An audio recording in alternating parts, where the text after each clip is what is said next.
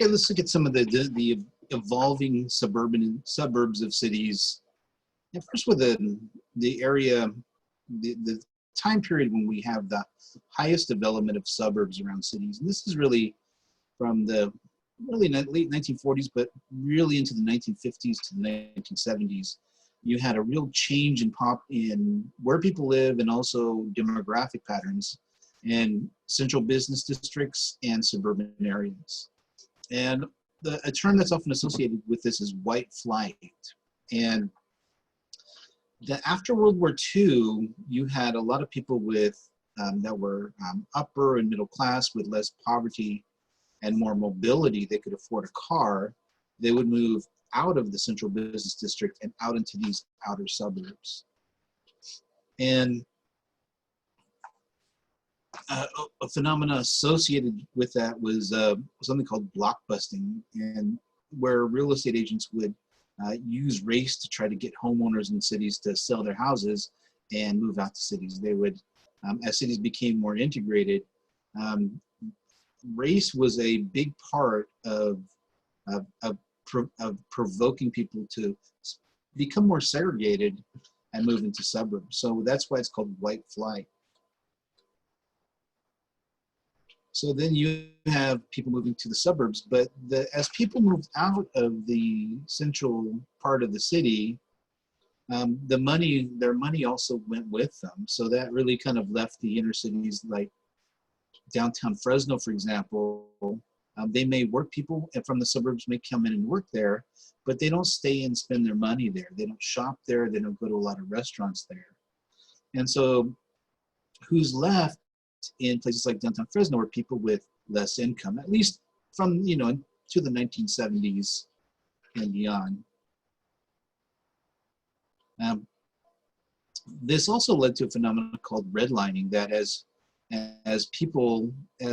neighborhoods became more concentrated with that they were kind of left more poor and oftentimes with different demographic makeups of people who were minorities, that you had maps that were made by insurance companies and finance companies like home loan companies. Here, this is a example in Los Angeles. These areas in red, the reason why they're called redlining is often they would use a red pin to kind of mark off these areas. Here, they're actually shaded in red. These are considered riskier investment places. So these are really where there's minorities, they're poorer places, and they have a harder time getting financing and insurance. So this is a kind of a explicit form of prejudice against residents who live there.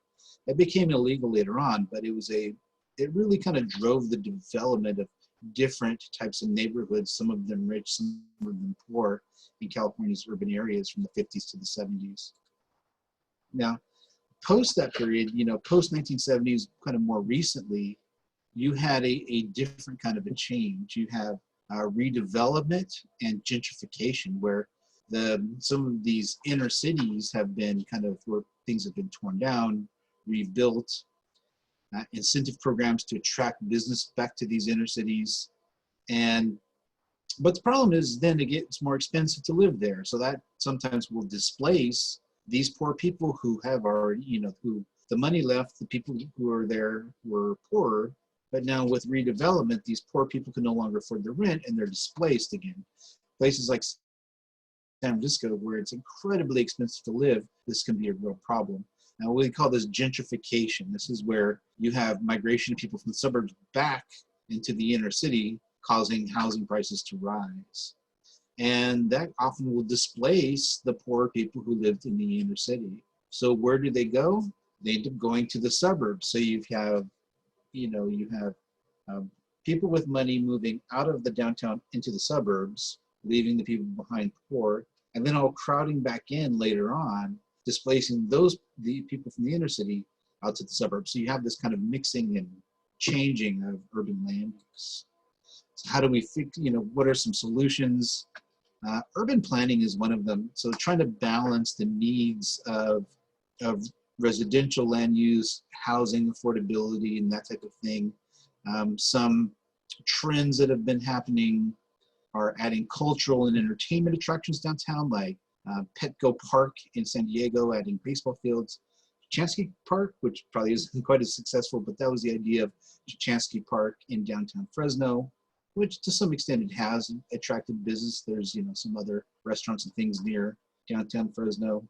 There was something called community redevelopment agencies, which kind of directed money into improving downtowns. With the last recession, that kind of money got cut off, but there's some interest in reviving that now. Business improvement districts where they levy a tax to try to improve downtowns. Things called empowerment zones. So for the most impoverished neighborhoods where financing has been hard to get because of historical redlining, providing ways of financing projects there, or recycling what are called brownfields. These are abandoned urban properties, often manufacturing or other types of things that can be redeveloped as something new.